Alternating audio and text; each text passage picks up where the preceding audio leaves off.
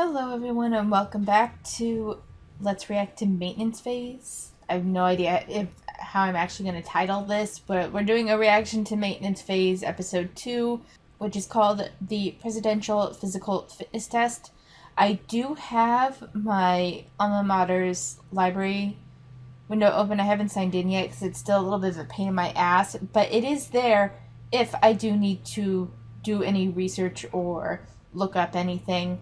And I do have the app already on my phone, so it'll be easy to log in-ish. This particular episode is 58 minutes long. I'm going to aim for getting halfway through it, and the idea would be for this to be 2 parts, maintenance phase reactions to be 2 parts. It may be 3 parts depending on how much I have to look up, so we will just kind of play it by ear a little bit.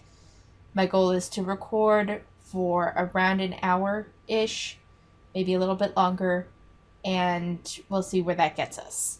Hi, everybody, and welcome to Maintenance Phase, where we will tell you all about the hidden histories of health, wellness, and, your worst memories from childhood PE. That's remarkably accurate today. I mean, unfortunately. I don't know anyone who felt affirmed by this particular thing. I'm Aubrey Gordon. I'm a writer and author and fat lady about town, and I can't shut up about my new dog. Oh yeah, we have a special guest today sitting on your bed behind you. Yeah, that's right. Finn Diesel.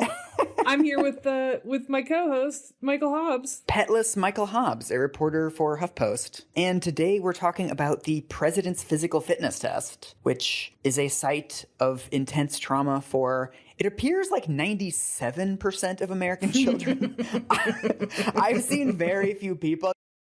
So, I don't mean to discount someone's trauma. I do feel that the word trauma is a little bit overused, and I think this is an example of it. I mean, if you were like publicly humiliated, I could see how that could be trauma.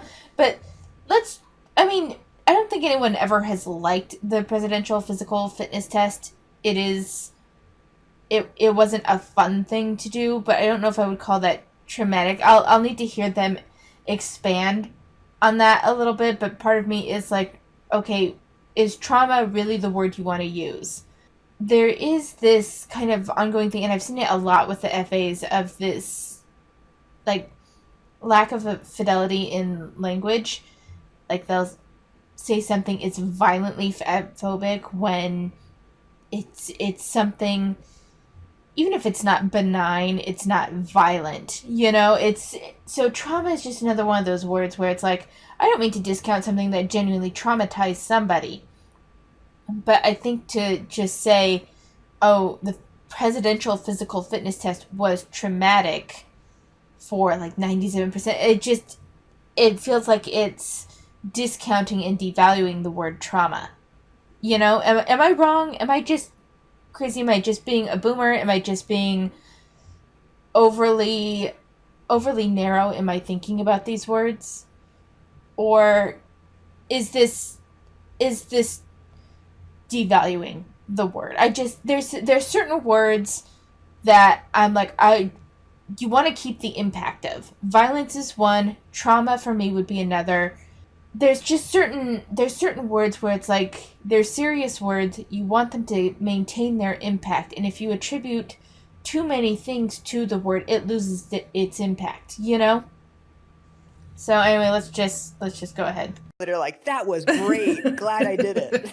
I will say, I had like a couple of good I really liked being like a surprisingly flexible fat kid. Oh. There were a couple of things that I was really good at. Oh, yeah. But pull-ups are a nightmare that never ends. Unbelievable nightmare. I have a vague recollection also of being like, you have to be on the bar for like 15 seconds or 30 seconds or something, even if you don't do one. That's the flexed arm hang. That was the one that I always did because I couldn't do one pull-up, where they would lift you above the bar, so your chin was above the bar, and then you just had to hold yourself there for as long as possible. Yep, that's right. And like you would start shaking. It was just awful. I don't remember if the wall sit was part of that or if that was just a different thing that those PE teachers did. Well, as we will learn, the program wasn't very well organized, and it was kind of up to individual schools and individual teachers what they wanted to include on it. So, fun fact, the rope climb was never on any official fitness test ever. What? Yes.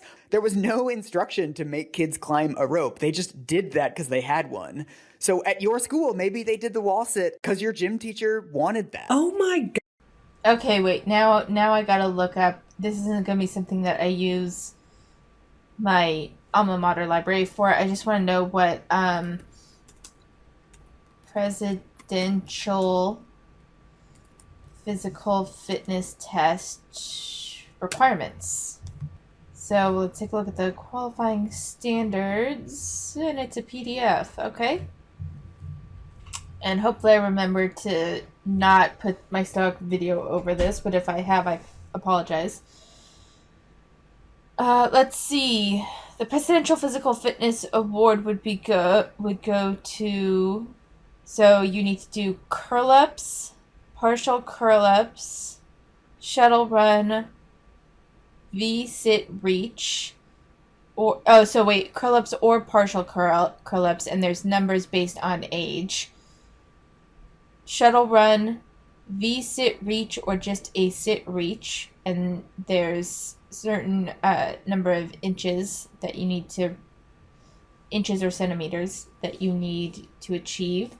A 1 mile run, or distance option, which is a fourth of a mile or a half a mile. And I gotta be honest, so my recording cut out because I'm having serious issues with my computer. I don't know what the fuck is going on.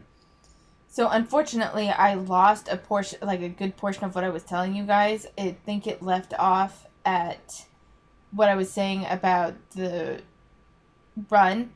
So the presidential fitness test, which was the 6-minute mile, was for the 85th percentile, which makes a bit more sense. And then there was the National Physical Fitness Award and a Participation Physical Fitness Award that had numbers that were supposed to represent more of the 50th percentile-ish area, and the numbers there are more reasonable.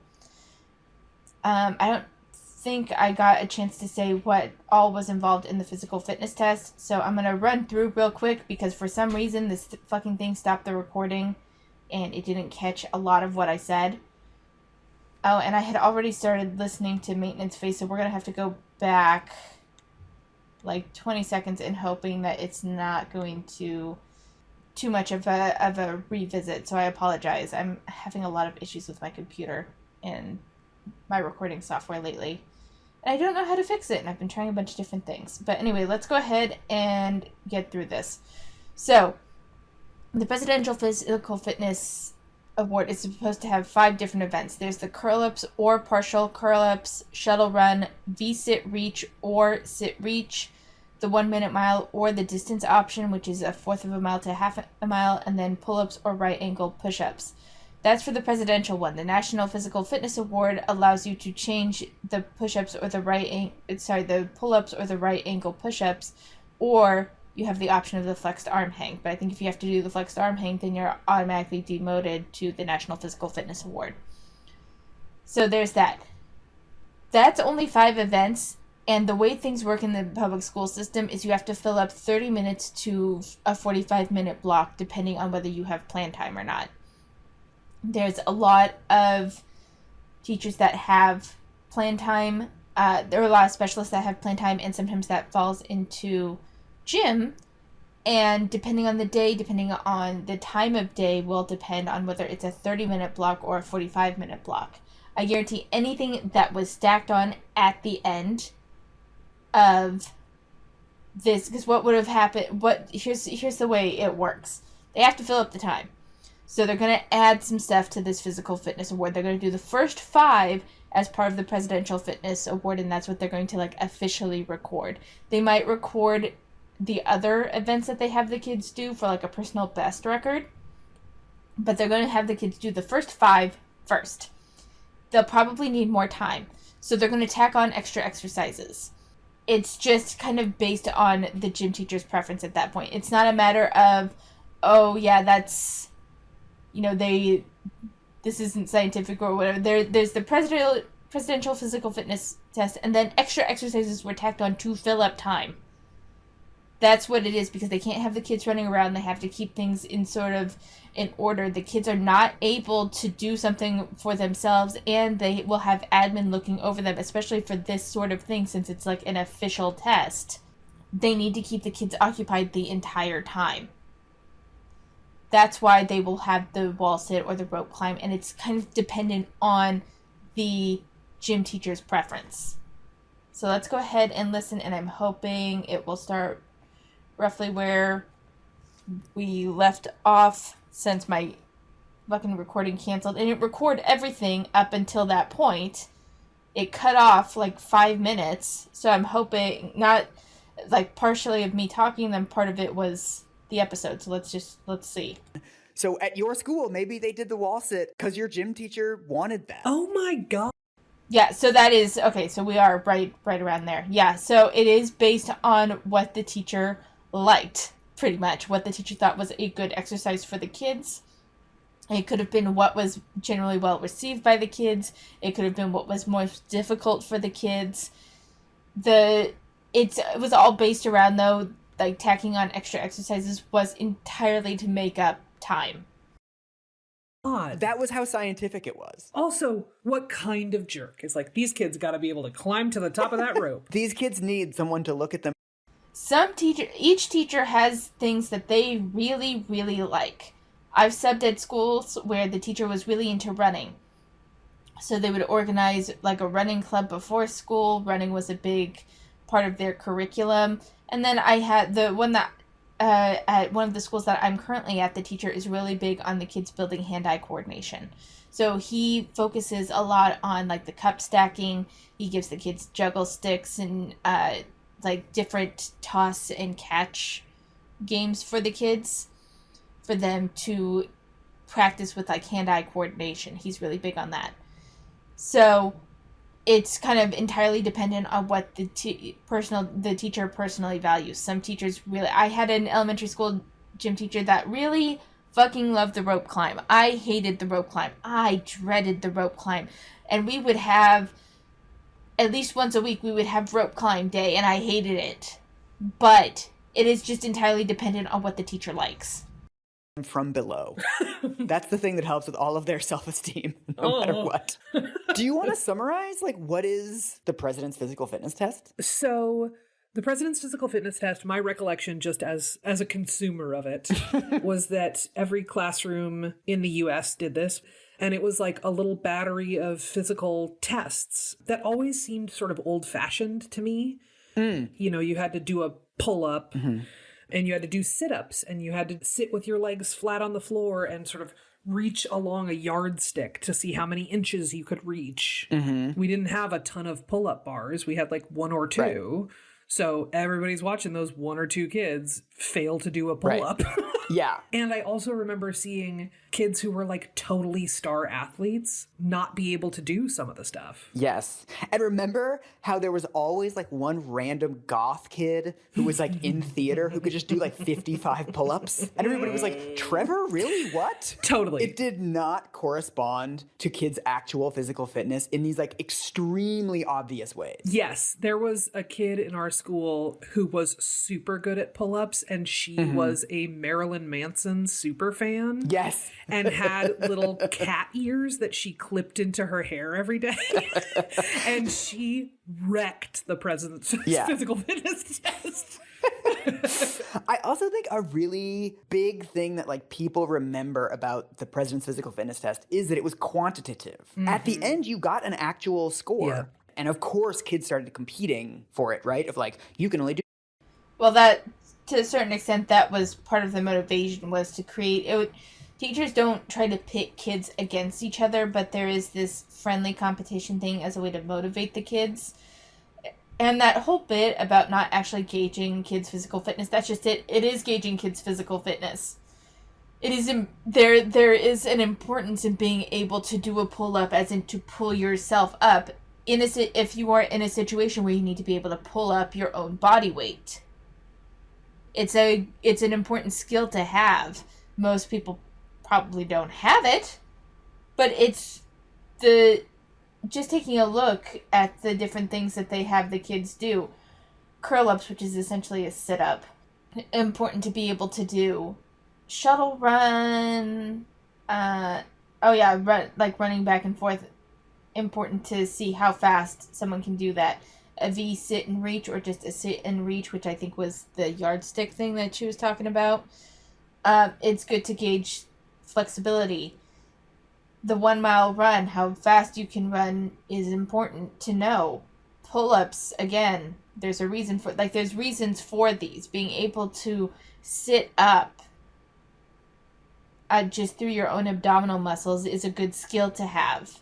Being able to quickly run back and forth might be needed. Now, I think, I can't remember when this was instated, but I want to say, so just a quick Google search. This is just a Google search. But it looks like it was the presidential physical fitness test was first enacted by Eisenhower in 1956, and it was in the hopes of making American kids fit enough to compete with the Swiss. And I have seen talks, because I was just kind of on Reddit one day, and they were talking about showing, like, high schoolers from the 50s and how fucking fit those kids were. And there was this idea of, we want our youth to be able to compete with other countries, so that way if we go to war, or the kids might have been preparing for war, I don't remember the exact time frame of this, but like they would be in fighting shape and soldier shape immediately. So there was that level of aspect to it. Now, it's changed over the years, of course, to be more about physical fitness, just like general physical fitness. But I think that was the initial reason, and you can see why run in an army, being able to run back and forth between 2 points quickly and being able to stop, grab stuff, run would be an important skill. Being able to run a mile very quickly would be an important skill. You can see the connections there. Do 3 pull-ups, but like I can do 12, and why can't you do as many? I mean, it was just so perfectly designed for kids to rank each other and to make fun of each other, because there was a literal number right there on the paper. You would sort of publicly... You can make that same argument about the AR system for reading. Kids are just naturally competitive against each other. It's not just with physical fitness. It can be with grades. It can be, there's all sorts of reasons why kids can compare each other and be competitive with each other. As teachers, we try to mitigate that and try to make it a friendly competition, not a humiliating competition. But there's only so much that we can do with kids' interactions with each other. But kids will be competitive over just about anything. We see people feel betrayed by their own bodies, right? Oh, totally. With a bunch of kids who, for the most part, didn't feel comfortable being vulnerable in front of each other. It was also the most vulnerable kids feeling the worst, right? In that it was the fat kids. It was like the kids who had asthma, who their teachers made them run the mile anyway. Ugh. It was specifically like structured to be the most humiliating for the least. For the record, for the kids with asthma and the teachers making them run anyway, it's a national standard. Most teachers don't have the option to exempt children from a national standard. There's more hoops that have to be jumped through for that. So I want to put that out there. If it were just like an average gym lesson that wasn't connected to a national standard, they would probably just let the kids either walk or sit it out. But they when it's a national standard and you have to provide data for each student, you don't have the option of saying you can skip that part. I just want to put that out there. Well-performing kids. Right. So all of that said, the purpose of this episode is to try to tell the story of the president's physical fitness test, how we got it, how the justifications for it changed over time, and what happened to it. But what's really surprising about this to me is that I have researched probably 50 episodes of You're Wrong About by this point. I have never researched a podcast that was so difficult to find basic information. Really? So, the president's physical fitness test at one point was used by 75% of schools. This was a massive nationwide program. And yet, it's amazing. You look through the old historical accounts, and they'll be like, the 1950s, and then George W. Bush expanded and you're like, wait, like, isn't there some information in between JFK and George W. Bush? Right. I'm sorry. Didn't you skip half of a century? So at one point, I emailed one of the few researchers I found. It was a historian, literally a historian of fitness tests. I emailed him like, am I losing my mind? I cannot find any reports about this test or how it came about or what the debates were at the time. And he wrote back and he basically said like, yeah, we don't do that in like exercise studies. Because even in academia, everyone just accepted all of the precepts of fitness testing as gospel. Nobody really asked basic questions of like, is this helping? Should we be doing this? Are there other ways to achieve these goals? God, this is so... I believe that. Because even now, like, there's been more focus put on PE now because of the growing obesity epidemic. But in general, for a long time, PE was considered an afterthought. In a lot of schools, it was even done away with for a little while. And then it came back, and there's been a more recent focus on holistic teaching. So academic, emotional, social learning, physical education, music education, like that whole, it's become more of a whole holistic view.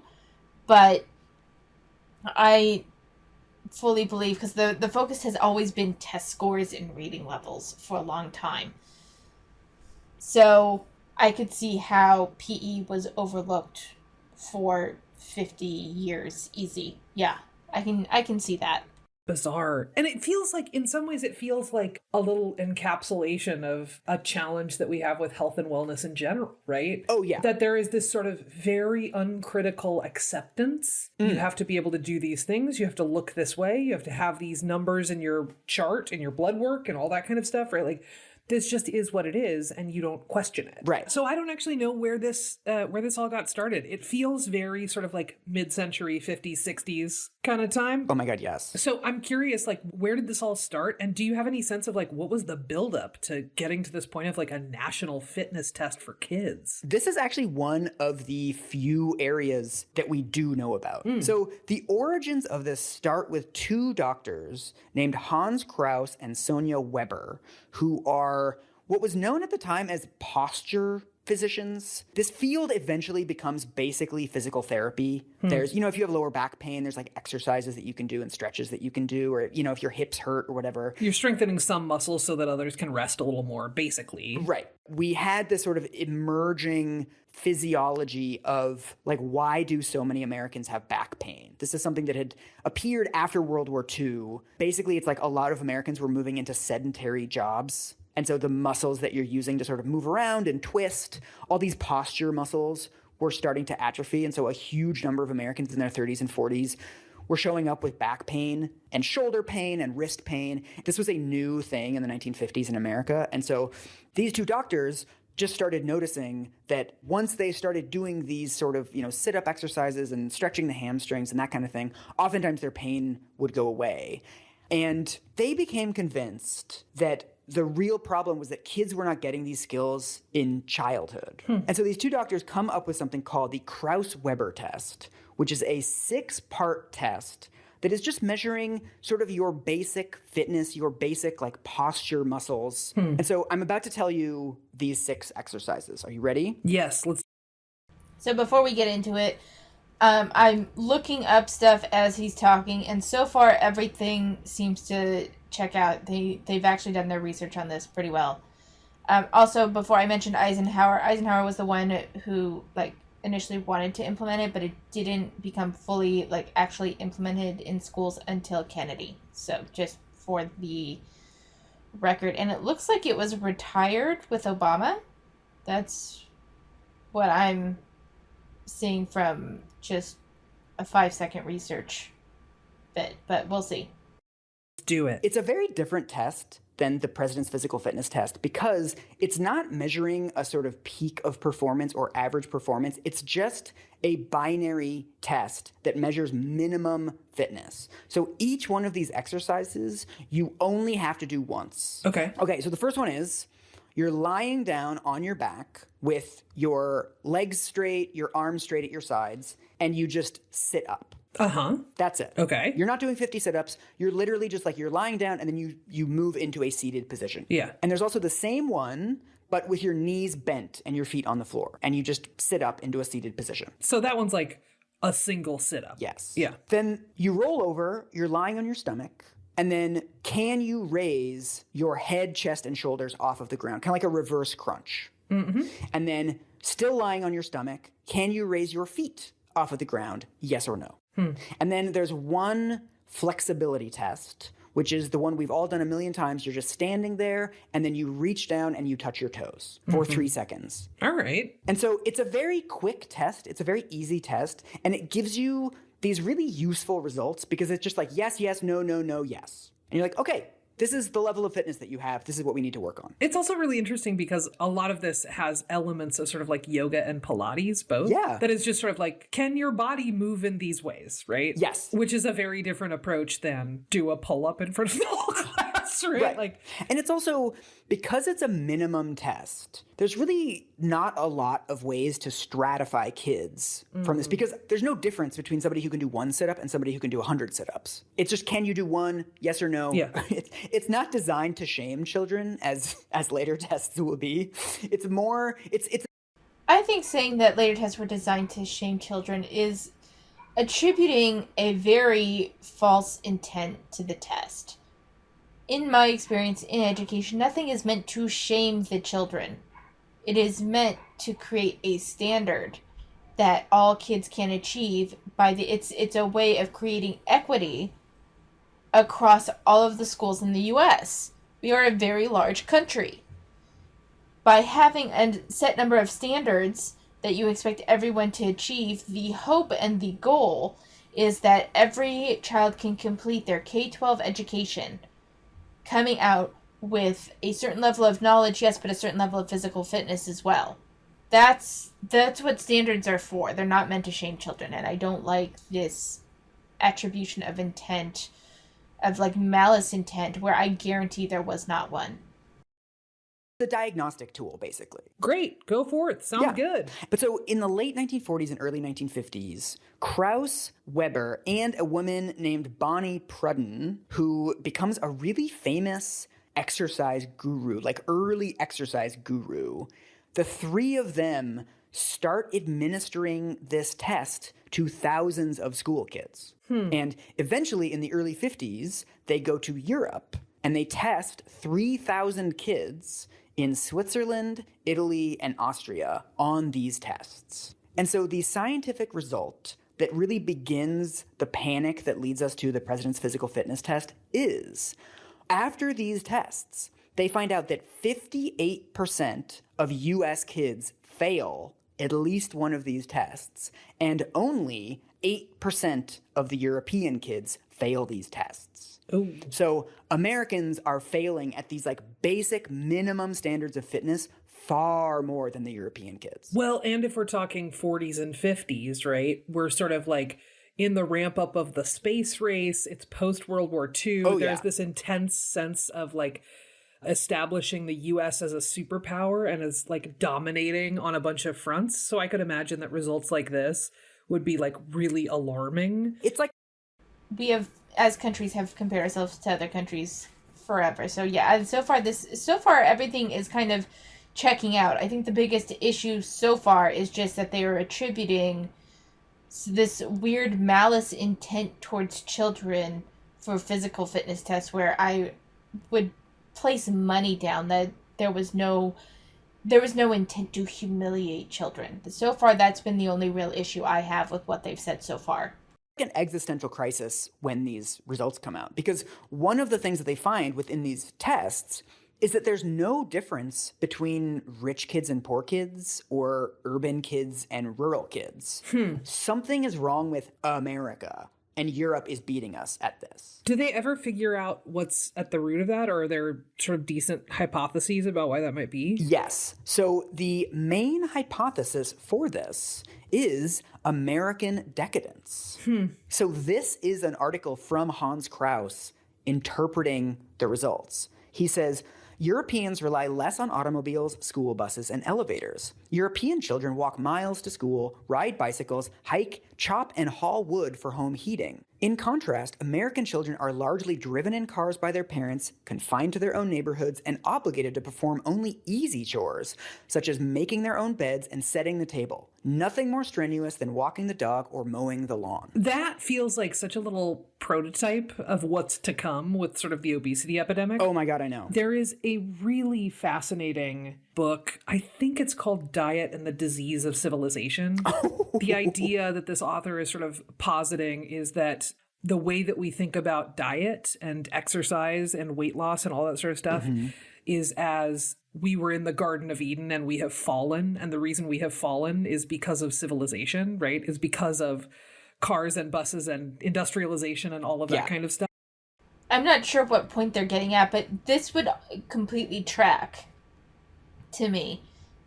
Modern conveniences and the overuse of modern conveniences have made it to where strenuous activities, which would normally build physical endurance and physical strength, because kids no longer have to do those activities, their physical state is not as developed as kids that would have to do those activities. That makes perfect sense to me. And that the solution to that is to get, quote unquote, get back to something that is like pre-industrial is almost the idea with a lot of fitness stuff. Where I'm like, cool, we could get back to pre-industrial times, but also you want to think about what life expectancy was in those times, butts? Right, exactly. Okay, but no, life expectancy wasn't because people had to do more physically demanding tasks. I mean, that there was a less safety regulation, which probably definitely contributed to that, but a lot of it was disease that we didn't have modern medicine for. And like childhood diseases and just like infections and stuff that we didn't have modern medicine for. Having to walk further would not necessarily like inherently lower your life expectancy. Having to chop and haul wood would not inherently necessarily lower your life expectancy. There is a greater chance of accident with like the axe for chopping wood, but that's not a good comparison saying, oh yeah, well what about the life expectancy of those times? You're ignoring a lot of different factors that have developed since that time. Now, do I think that the answer is to go back to a simpler time? Yes and no. I think we would need to develop systems that allow people to use their bodies more. Right now, especially in the US, you can't really get anywhere without a car. I mean, you can, but you can't. You know, there's some cities that are more developed than others in that they have a system in place, like a good public transportation system where, yeah, you'll need to walk more places, but if you need to go like a great distance, you can just hop on like a subway or something and take it. Or like they have a really good bus system, and so you can hop on the bus. And so there's that option. You can't really do that with a car because there's companies that don't like it if you leave your car in their parking lot while you go to another store. They won't let you do that, so you have to drive to another store. There's systems in place to keep people from utilizing their bodies as a form of transportation. But the system is like our society in general just isn't really built also to use the body as a form of transportation. Just from the way things are set up, we're very car focused. So there, yes and no. Like I think that there's a lot that would need to be done in order to facilitate that. That it doesn't mean it would lower the life expectancy. You know what I mean? Yeah, they were just like eating raw meat off the ground. Like this is not necessarily a recipe for life. Yeah, that seems. eating raw. What the fuck? What are you guys talking about? They were eating raw meat off the ground. That makes zero sense to me. Like, there was a time when, like, we were cooking food, and there was a general level of understanding, and we didn't have this over reliance on cars and modern conveniences. Like, it feels like they are just chopping out a major section of time. Right. But so eventually we find out the actual reason that European kids did so much better on the test has much more to do with practice than American decadence. If the problem was American decadence, we're not walking to school anymore, we're all living in the suburbs, whatever, that's actually a pretty small slice of Americans at this point. In 1950, we still had about half of American kids were walking or biking to school. It's actually very important that in these fitness tests, we don't have a stratification between rich kids and poor kids, urban kids and rural kids. Because if this was about American decadence, well, they have rich kids in Europe and they have poor kids in America. This also feels like just such a classic example of adult anxieties getting projected onto kids, right? That's like, yeah, okay, everything's gotten industrialized. Women are in the workplace to some degree or have been, right? We've got all these factors. In terms of stratification, I understand what they're saying here in that kids, especially kids that work on family farms and stuff, would have had the opportunity to build that physical development. Very true. But if the overall numbers are showing less ability to achieve those, then it would say to me that there are more children with access to the general conveniences than European children. That because the European cities and stuff were more built for people rather than cars, where America, it's kind of the reverse. Even back then, it was more about creating this wide expanse and taking up space across this whole section of land so everyone could be spread out and have their own land and own property and all of that sort of thing. And this is I'm very simplifying this because the goal is just to explain the kids' ability to get that practice and physical exertion in.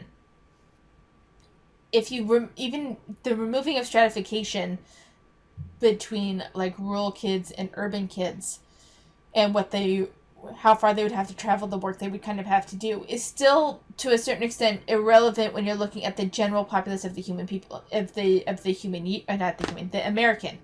Blech. If you're looking at the general populace of the American youth, if the numbers are showing that the students cannot perform these tests at 58%, then that's 58% of students that have access to these modern conveniences and are not getting that practice in, that physical development in. So what it is that 58% of American youth and rich people in the U.S., especially at this time, rich people in the U.S. and rich people in Europe would prioritize different things. Given that America is more expansive and things are further apart, affording a car is not necessarily the same sign of wealth as it would be in, say, a more densely populated area like Tokyo, Japan. You know what I mean? And Japan isn't Europe, but I'm just read a lot of manga, so I'm more familiar with like the general cost of a car in Japan than I would be in, say, Europe. But in Japan, you have to be able to like show you have a designated parking space for it. It's like $2,000 to get your license, I think. There's a lot of costs associated with it, so you would need to have more money to get a car or something in Japan, which is also more densely populated, and therefore having a car would be a greater sign of wealth than it is in the U.S., where you can get a car for $2,000. It may not be great running, but if you just need to get to point A and point B, there's a lot of people that have just poorly running cars because it's kind of a necessity here. So it's just different. It's the what wealth is in one country and what wealth is in another are two separate things. So that's why I think that saying that it wasn't stratified between rich kids and poor kids is just kind of redundant. Rural kids and urban kids has more of a point to it, but it's still 58% of the total population of American youth were not able to perform the test. So the numbers don't lie. So American decadence, to a certain extent, is still correct, like not a bad way of looking at it.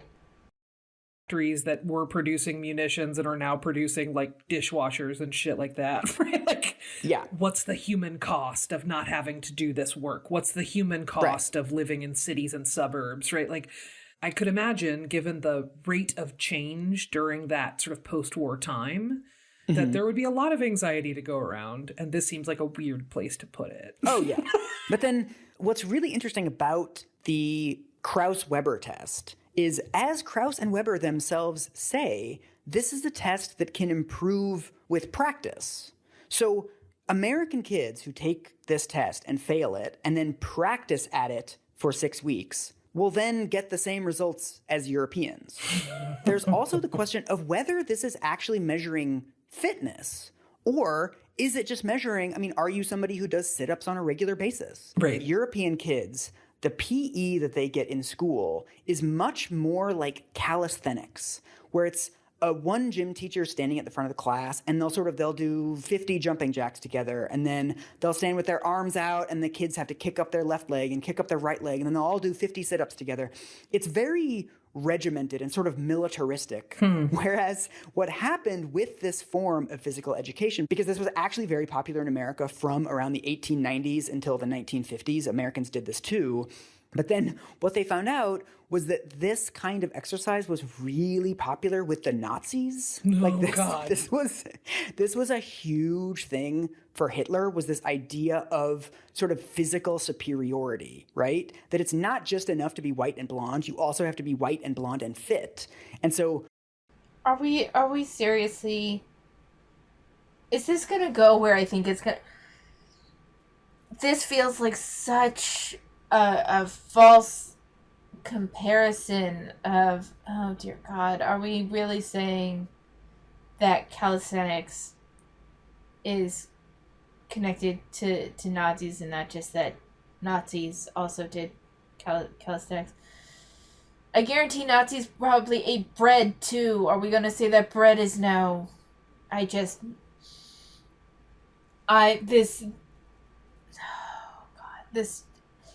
I'm having such a hard time verbalizing because I hate when Nazis are brought up for something so stupid as a way to show how it's wrong. Like, are you fucking kidding me? I'm gonna let this play. I'm gonna let this play for a little bit longer. We're just gonna let it play. the Nazis in Austria and Germany were doing a lot of these group exercise programs. Oof. So Americans got kind of uncomfortable with this stuff, and American schools in the 1940s started shifting over to sports. So instead of doing these calisthenics, we're going to play baseball, we're going to play football. The culture of sports shifted very quickly because we were all watching like the triumph of the will, and it just got kind of creepy and weird. Well, so the interesting thing here is that this also maps onto, there's a flip side of this, right? There's not just establishing superiority through this. I would imagine there's also establishing inferiority, right? Oh, absolutely. You're also sort of identifying who do we not want to have around anymore. Well, also, I mean, as a guy who... Oh, for fuck's sake, that was not put into the physical fit. Whether that was part of like the Nazi regime, that's, I'm not commenting on that, but for physical fitness tests, it was, I guarantee, about raising students, raising standards, the average standard of the student up to a level to be superior as a nation, not to create superiority and inferiority within the same grouping. As for the shift to sports, I could see how, because Americans were very like reactive in about distancing themselves away from certain ideologies of the time. So I could see how there was this removal of calisthenics in favor of sports. Maybe to get away from Nazism, maybe to just differentiate ourselves from the rest of the world, maybe to, you know, America's always been about consumerism, and so sports are a product to consume in a lot of ways, and this was probably the start of it. So like I can see a connection here. I still just have such a like okay, at least they didn't go where I thought they were gonna go exactly. But to say like calisthenics and this kind of everyone one person standing at the front and everyone matching them is weirdly regimented and creepy. Like it's such a it baffles like I don't even know how to verbalize how I feel about this. It's just so much of a reach to me. Lived in Germany for 5 years and has read a lot about the Nazis over the years. It's also, I think, really important to acknowledge that in authoritarian regimes, there will always be another spectrum of superiority. Mm-hmm. After you get rid of the Jews, then you're just going to start stratifying people by physical fitness. Yeah. And then after you do that, you're just going to find some other reason to stratify people and get rid of the quote-unquote inferior people. Mm-hmm. This is a way of looking at the world. Ugh. And so it's understandable that for American kids who have grown up playing baseball and doing these other things, they can't do sit-ups because they haven't been doing sit-ups at school. Right. And once you get them doing sit-ups at school every day, they can do sit-ups. So there's nothing magical going on here. And the fact that, kids that are playing soccer every day, a couple days a week with kids in their neighborhood, maybe they can't do a sit-up, but that doesn't mean that they're out of shape. It just means that they can't do this one specific thing. Well, and based on a thing. So there is something to be said that depending on the sport that you're playing, your body is going to be conditioned in different ways. This is a decent argument to make. I would say, though, that it also shows that there is a greater need for a diversity of movement in PE in order for the student to be better well-rounded physically. So, to me, that would say that, and this is kind of what we do with the kids now, is that there's this alternating... the kids typically have gym maybe once or twice a week. There are typically like alternating lessons of something fun, something sports related, and then something closer to the calisthenic sort of things where we teach the kids how to do these movements and practice these movements, and there is an encouragement for them to practice it at home, although they probably never do. But there is that, to me, if the American children can't do a sit-up, even if they're physically fit generally, but they can't do a sit-up, that shows that their abdominals are not well developed, and therefore adjustments would need to be made to the PE curriculum to address that gap. This isn't a matter of, well, no, see, they're still physically fit, so what if they can't do a push-up? Oh, well, no, the students need to be able to do not push-up, but a sit-up. The students need to be able to do a sit-up. If they're doing American soccer, which is to everyone else would be football, then they probably have a pretty well-developed lower body. Their upper body is not going to be as well-developed. If they can't do a pull-up, or a push-up, or a sit-up, then that shows a gap in their physical education that needs to be addressed. Not that we just throw our hands up and it's like, well, but they're still physically fit. No, they're not physically fit enough if they can't do at least one of each of those exercises.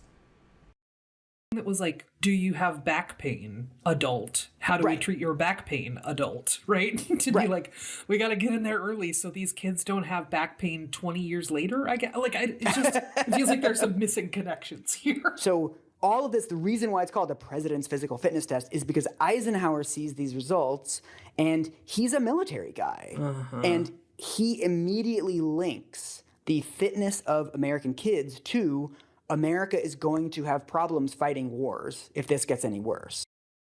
So as far as I know, that's actually not incorrect, but back on the physical fitness and, adults have back pain, so therefore we train the kids early, as though that's some sort of ludicrous notion. No.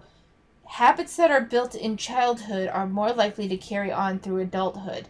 You can change your habits in adulthood. It's not impossible. It's just harder than if you establish those habits early in children and it becomes an ingrained part of their behavior. That is the purpose of teaching kids early on and developing them physically. Is a physical fitness model for the children so that they have the habits and the base muscle, the base physical conditioning to help continue them on through adulthood. Everything's done in a longitudinal thought process, not this short-term idea or based on personal preference. And it's about how to get kids ready for their adult life, and that includes physical fitness.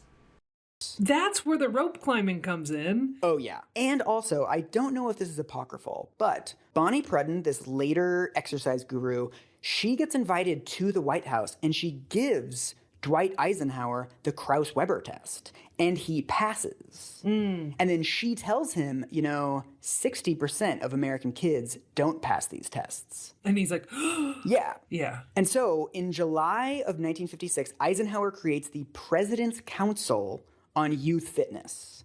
And one of the reasons that he wants to do this is because he wants it to be separate from all of these other government agencies. He doesn't want it to get bogged down in all of this bureaucracy. And so this is from a Sports Illustrated article in 1955. So this is the quote from, his name's Frank Karsten. He's a Missouri Democrat. He says, according to Dr. Krauss, the physical fitness of American children is 8 times lower than that of the physical fitness of European children. Simply on the mathematical surface, this is a ridiculous statement, and I am very much surprised that you would dignify it. Which, yes, people should have been more skeptical of this than they were. Totally. He also says, I ask the president to explore the matter through the proper governmental agencies rather than simply taking stock in Dr. Krauss's figures. So he's essentially saying, why are we doing this as a completely separate thing? If this is so important, it's very strange that you're setting up this separate president's council with an executive order. Right. Why wouldn't you use health departments? Why wouldn't you use, education departments? Why wouldn't you use there are vehicles that are better positioned and have more infrastructure to do this kind of thing? And there's also policies that you could pass. One of the things that I think is actually really important, and this really sets the template for the issue of youth fitness for the next 50 years, is that it is always conceived throughout every future president that touches this issue. It is always conceived as so important that we have to do something about it. We have to rally parents. We have to rally schools. B, it's not important enough to change any actual laws or make any sacrifices. All right. I'm going to stop it here. So this is going to be a 3-parter. So I've had a lot to say. But I do want to address, why did he create a council? Why didn't he go through the health department or the education department? And my general theory for this, I didn't see anything in my quick Google searches or anything, but my general theory for this would be he was trying to fast track it. If you have a separate council specifically for the thing that you want to implement, it goes through the general outlining and development process a lot faster than if you give it to an agency that has other priorities to juggle. That would be my thought on that. So far, they're not getting the history wrong as far as I've been able to tell. Whether the data was correct on American children versus European children, I don't know, and I'm not really going to argue that point. But I will say that I think that if more than half of American children, if that we're just going to take the figure as it is, can't do the general things on the presidential physical fitness test, then that would, to me, if the goal is to set up the American public for a productive life, then I would consider that an issue as well, and I would want to implement things that would facilitate the development of physical strength in children so that way they can continue those habits and continue to develop that strength as adults. Was military motivation in this as well? Yes, most likely. But to me, that doesn't mean that it's bad. So I'm going to leave this here. This is going to be a 3-parter before we get back to Prof. Brain Fever, but I don't think anyone will mind necessarily a 3-week break from his rants on fat suits and the whale. So we're going to just go ahead and continue this next week. But for now, I'm going to leave it here. Now, just a quick talk about all that. So, Tabby Toon constantly has like these events where you get so many free chapters or you get some extra tickets for the free chapters and stuff like that. So I've tried quite a few new ones. One, I don't remember if I mentioned this one in the last one. I'm pretty sure I mentioned King of Bugs, but I don't know if I mentioned I'll Become the Heroine in This Life. This one, I don't know if I like it or not. It's about a writer that kind of gave up on her story because she was getting like a bunch of negative comments, and that angered God herself. She's like, "How dare you end? I'm so tired of you ending these stories that I enjoy." So she sends her to the world to the story world that the writer created as a side character. And it's like, I want to see, this is like your chance to appease me sort of thing. I want to see the two main characters fall in love, have a wedding with an epilogue where they have kids. She's like, okay, I gotta make this happen. Well, the main character dies in like the inciting incident. So now the writer is taking on the role of the heroine and is trying to keep the story events going to appease God. So it's it's very interesting story, but I'm having a hard time like staying into it because there's been so many other stories that have caught my eye. It's not bad, but it's not one of the ones that I can unlock every 12 hours. So it's kind of fallen lower on my priority list. I'm still interested in finishing it though. The Empress Wants to Avoid the Emperor. This is another isekai story in which someone who is reading the story knows how her character is going to die, and she's going to die specifically from overwork. Turns out she's in a loveless marriage of convenience. She is another character that's asking for divorce. Looks like she's going to be able to be granted it. And turns out there was this whole conspiracy of like isolating her character from her character's family. And so there was like this family tension that has, once things were revealed, like the family's ready to come down hard on the imperial family and all that shit. So that one's entertaining. Beloved by My In-Laws involves this girl that was from an aristocrat, like a falling aristocratic family that was treated as a servant, slapped around by her sister, treated like shit by her family, and these up-and-coming nouveau riche family saw that, basically offered a dowry to take her into their family, but the mom of the nouveau riche family is like, technically she's your fiance, but don't expect her to marry you. She has to actually love you.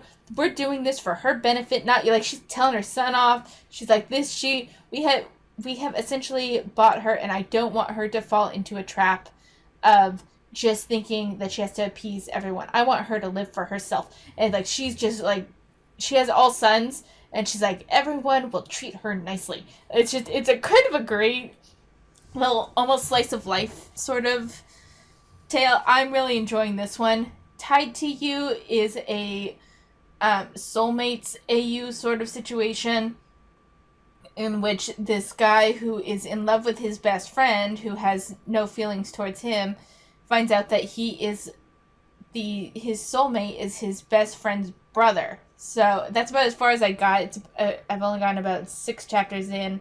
This is another one that doesn't have like a big priority on my reading list. Still like it, but it's not high on my priority. Dungeon Reset had 25 chapters free, so I read them all. It's so entertaining. There's no romance in this one. This one is entirely, this guy got pulled into this game where everyone's gonna like fucking die. That's the whole, we get a psycho little bunny rabbit guy that's like, try to survive, and then when someone like gets pissed off at the bunny guy, he cuts their head off. But the main character has glitched in the system because it's supposed to be kind of like a video game, and so now it's constant exploiting the system. If you are a person that has ever liked watching like speedruns and game exploits to see like different things that you can find in the game and stuff, you would like this. This is very entertaining in that way. I've always enjoyed seeing, like, especially like the Pokemon games, how people have exploited the Pokemon games to get certain things to work. This has that kind of feel to it, and I really enjoy it. And finally, The Mistress Runs Away is absolute trash. I still read it because it's like a train wreck and I can't look away, but I don't think I would necessarily recommend it. The male lead is a fucking psychopath. Alright? He'll fucking kill you for so much as looking at another guy. Like, he's like that kind of psychopath. Tosses his mistress away for something that he didn't even really ask her about. He just assumed. Didn't actually happen. He thought she cheated on him. Didn't actually happen. She has his son. He doesn't realize it's his son. Thinks it's a son from the man that she cheated on him with, which she never actually cheated. Is now threatening the son and demands that she, like, come back to him so many years later after he was really fucking cruel to her, acted like he was going to marry her, and then introduced her to his fiance. Like, a whole sort of trash. I don't even know why I keep reading it. There's a train wreck aspect to it that I can't look away from. I'm absolutely, for the ones that I've just been kind of reading, these three I already knew that I liked and I don't really have anything more to say on, but specifically, Father, I Don't Want This Marriage, so much intersecting drama. I don't want to go too much into it because I don't want to give too much away, but it is so good. I highly recommend Father, I Don't Want This Marriage. I don't recommend The Tyrant's Tutor. It's stupid. Like, I'm at this point, I want to see how it ends because I'm like 75% of the way through it, but so much of what's happening is convenience. So a lot of the misunderstandings can be fixed with a basic conversation, which the characters like refuse to actually say what's on their mind. It's pissing me off. It's so stupid. It is so fucking stupid. I'm determined to see to the end of this now, though. Because I'm like, I've read 75% of what's here. So I'm finishing this fucker. But yeah, that's how I feel about The Tyrant's Tutor. I Woke Up as the Ugly Duckling is still really interesting, but it's right now it's clearly in like a development plot way, so I'm still kind of getting a feel for what's happening there. But that's what I've been reading. For my macrame, I didn't make much progress this week because I had to undo a bunch of shit and redo it. I chose something entirely too ambitious for my first project. It's only 2 types of knots, so I'm like, oh, this will be fine. It's in a diamond pattern, and it's way too advanced for my very first project. Maybe not way too advanced because I'm managing to get something that somewhat looks okay, but it's an advanced project to try for my first project. I should have chosen something simpler, but I'm going to finish it. I lost a pound this week also. I'm down to 184, which makes me happy. Getting a lot of exercise at my jobs. I'm averaging between 13 and 15,000 steps a day without even trying. So that makes me happy. And I think I'm leaving it there. I think that's it. So thank you so much for watching. I hope everyone has enjoyed this video. Sorry for the break in the recording and that wonky thing near I think it was like the 10-minute mark. But I'm trying to figure out how to fix this stuff. So thank you so much for watching. Take care of yourselves, and I'll see you next time.